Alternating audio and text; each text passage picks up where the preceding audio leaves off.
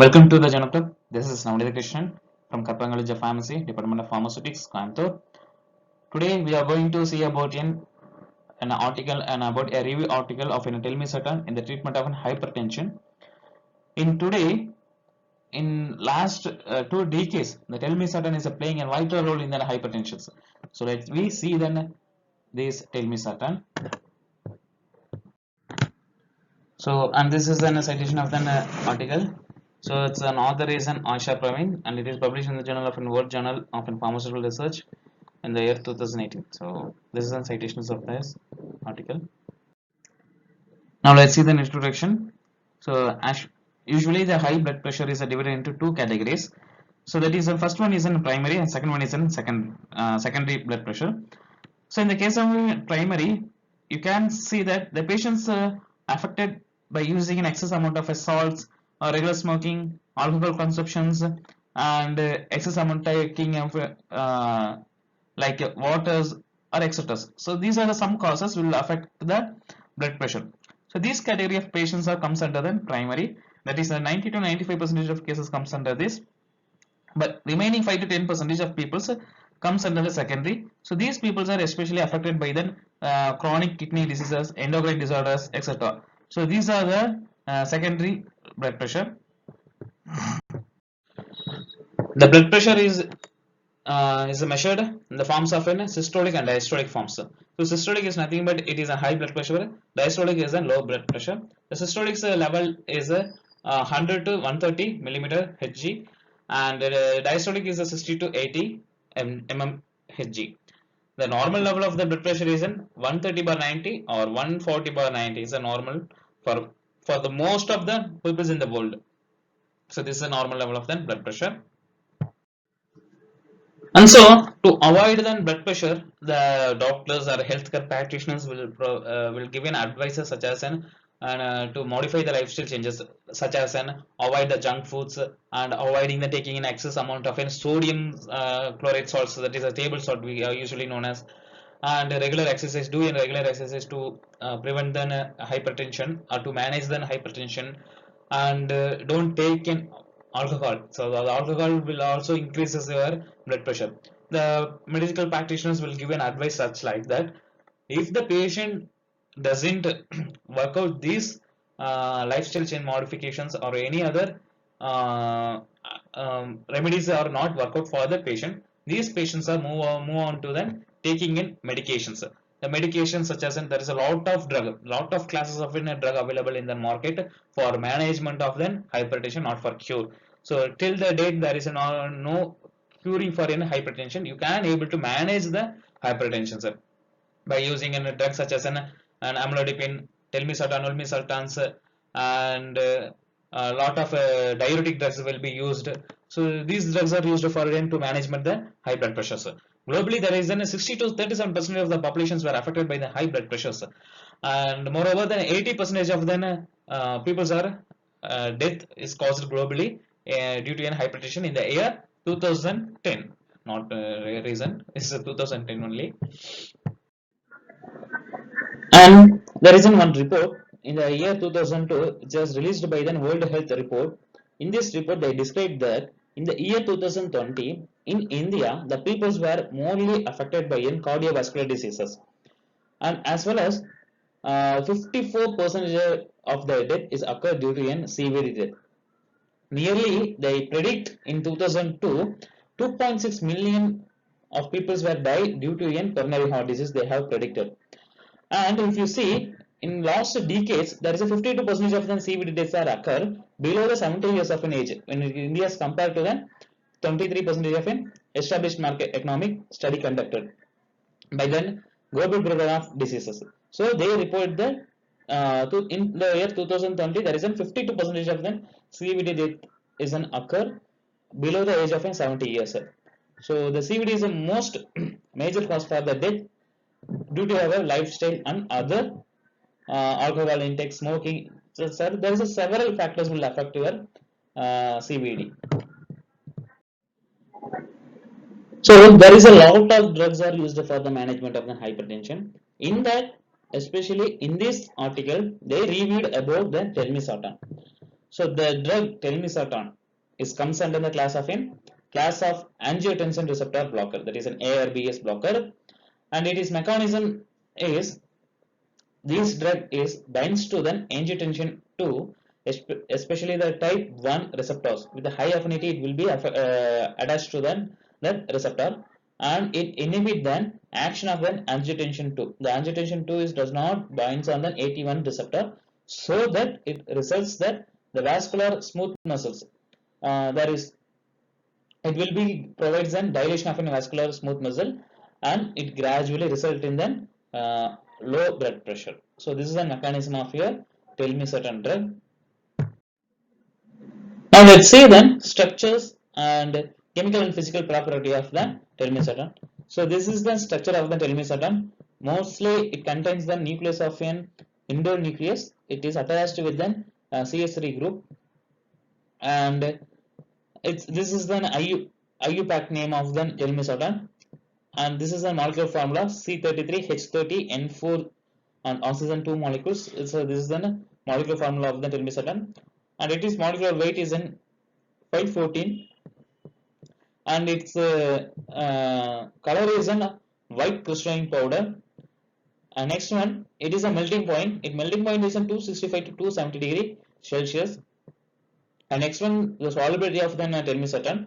It is insoluble in water, and it's slightly soluble in methanol and sparingly soluble in methylene chloride, and it completely dissolved in the 1M hydroxide. And next one, its log P value is the partition coefficient of the value of the telmisartan is 3.02.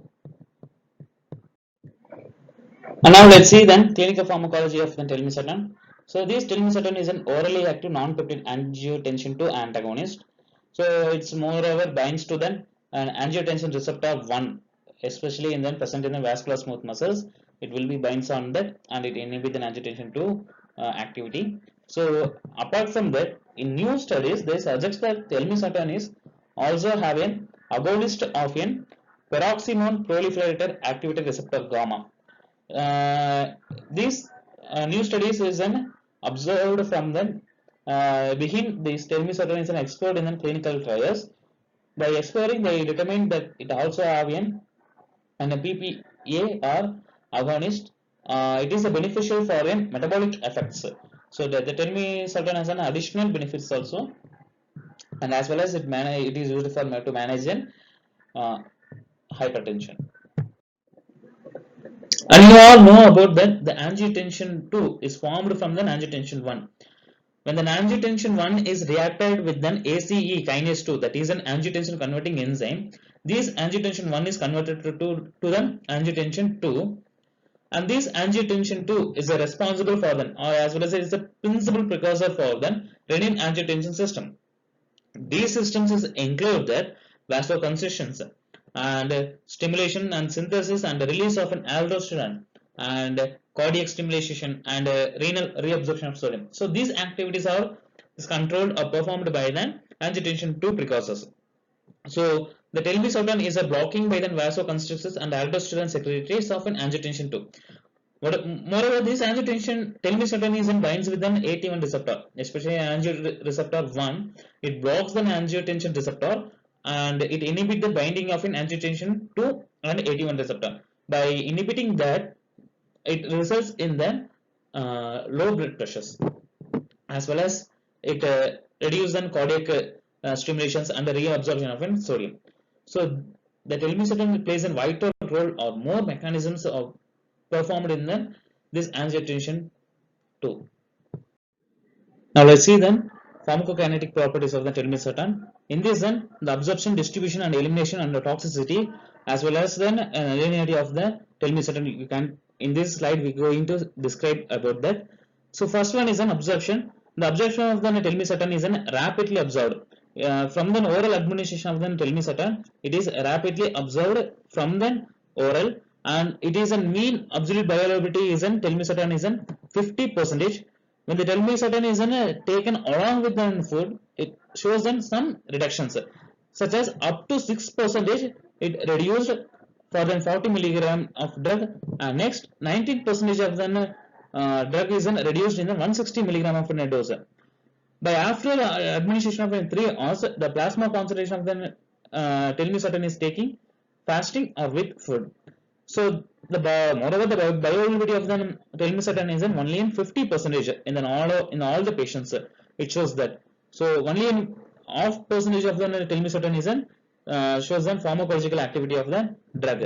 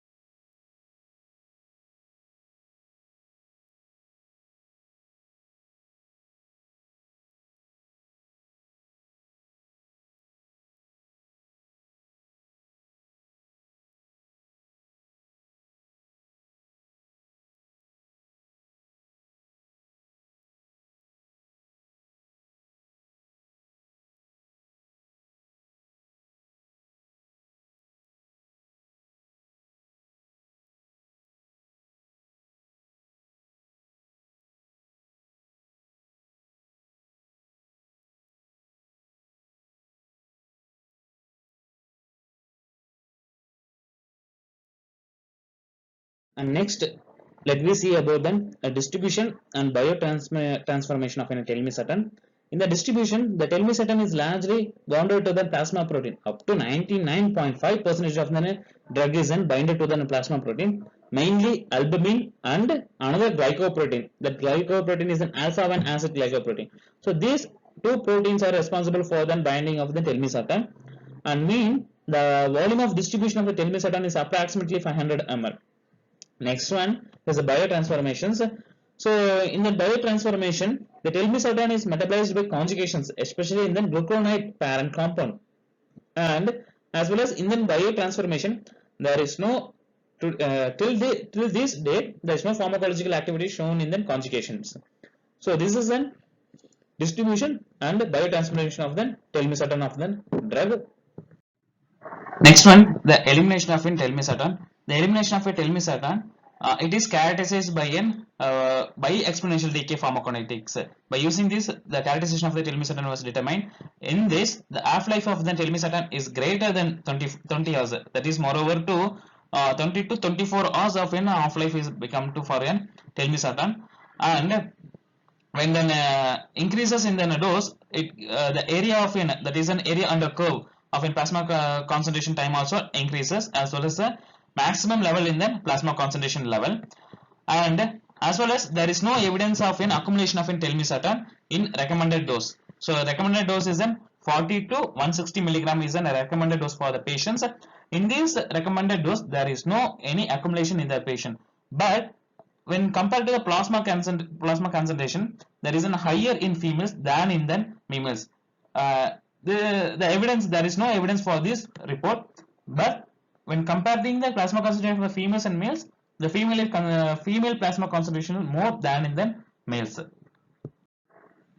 And then after administration of telmisartan oral as well as an intravenous administrations, the telmisartan is it is mostly excreted through the fecus, mainly unchanged in compound, and there is only less than 1% of dose of telmisartan is excreted through the urine.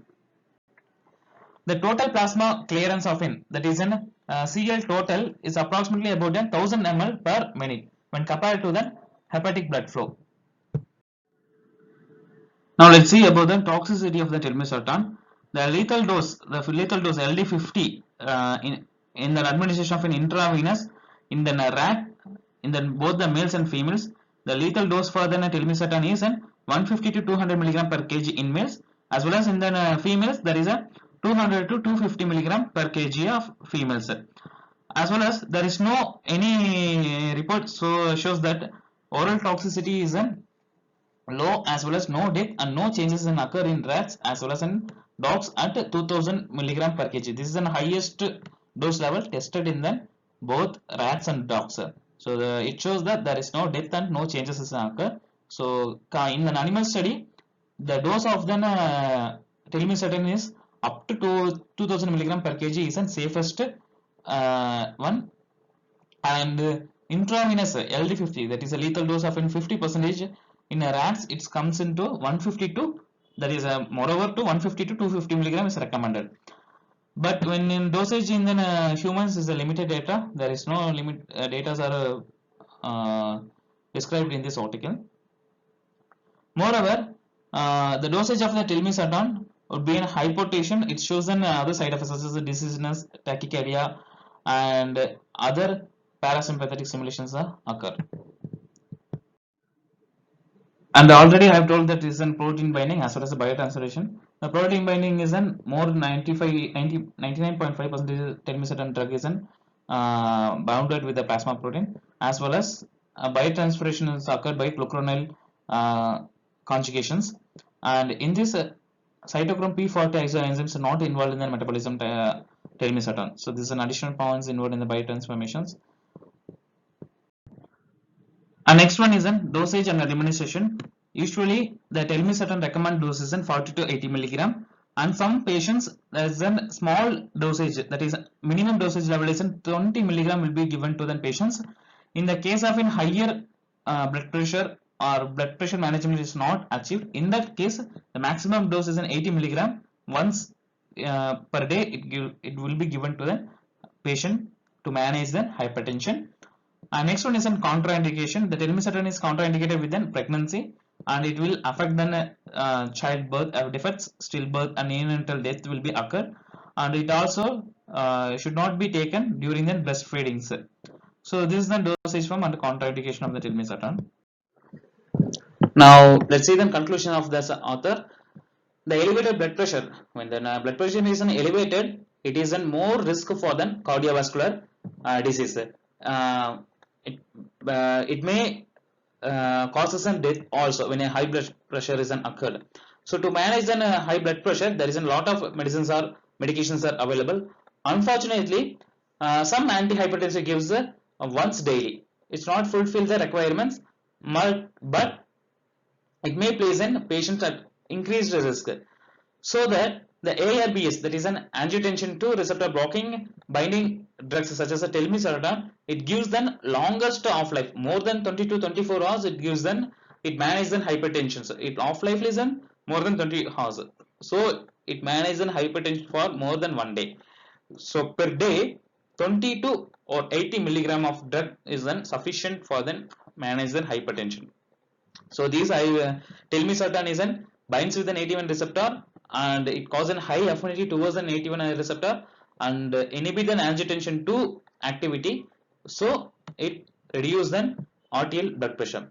So finally, the telmisartan is an it's a best drug. It is a safer in dose level. Also, there is a minimal side effects as well as a long off life. But in case of a pregnancy and breastfeeding, it should not be recommended. So this is a conclusion of the telmisartan for the management of hypertension. So thank you for your patient listening. If you have any queries or any other valuable suggestion is there, please mention in the comment box.